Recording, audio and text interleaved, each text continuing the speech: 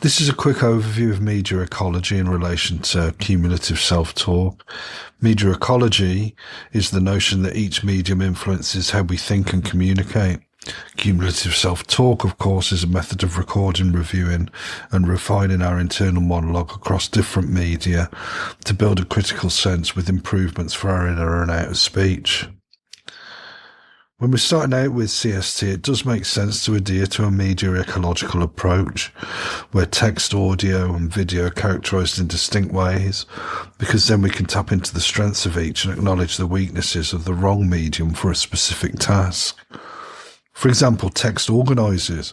It allows us to stand back and look at things from a distance, which is beneficial to analysis, to get a better understanding of the content we produce.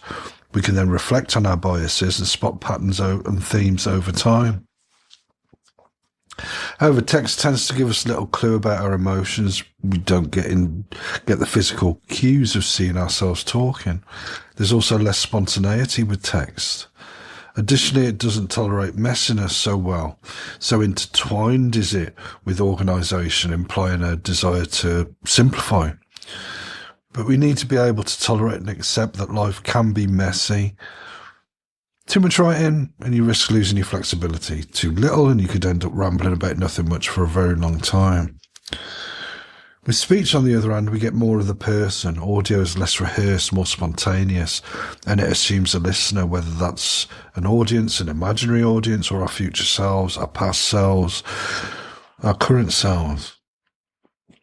But it can be too quick for the deeper analysis of text, though there are ways to pause and edit. That said, voice is not as rigid as text, but also not so organised.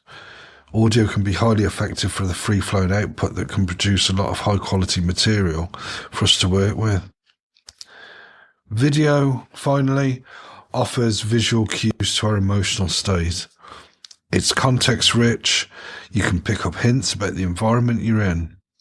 How you come across is visible as opposed to text and audio, allowing you to see where there's room for improvement in your presentation with other people.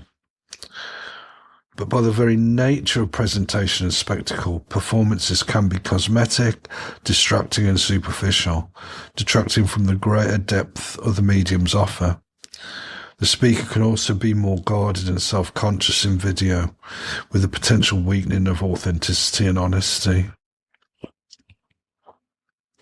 As I noted at the outset, although the above is neater than the actuality and we can play around with each medium, it's a convenient shortcut to how we can look at media in ways that develop our self-talk.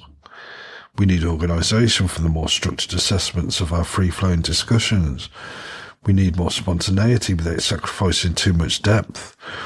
And we need to see ourselves so we can understand how we talk from a more objective distance. It's when we use different media and play to their strengths that we can get a better understanding of ourselves as rounded people and what to do about that. For free-flowing content, we can turn to audio. For giving it structure, we can turn to text. And when we want to observe what all this means, we can turn to video to see ourselves at a more objective distance to be able to make better decisions. In practice, I often start with audio because I'm well versed in CST, I can just talk and ideas come to me. Then I'll review the tape and then use text to add structure to the free-flowing voice, exploring what it all means. Lastly, I might use video myself about the ideas and the process, again for later review. Meanwhile, new ideas can emerge throughout the process of how better to do things. One of those ideas was that I was formerly too open with my personal information. I'm not so public in my pronouncements of late because I enjoy and get more out of keeping my private information to myself, and I can be more open privately, keeping the more considered analytical content about CST for my public-facing channels, representing a clear boundary between the public and the private, which I think is wise and healthy. In other words, I've shifted my content from spectacle to useful. There's other approaches which take a distanced, aerial view of the text. The sociological imagination, for example, encourages us to think of personal troubles as public issues. Critical discourse analysis breaks down how language carries with it power relations and ideologies, where we can analyse our own content to look for the influences.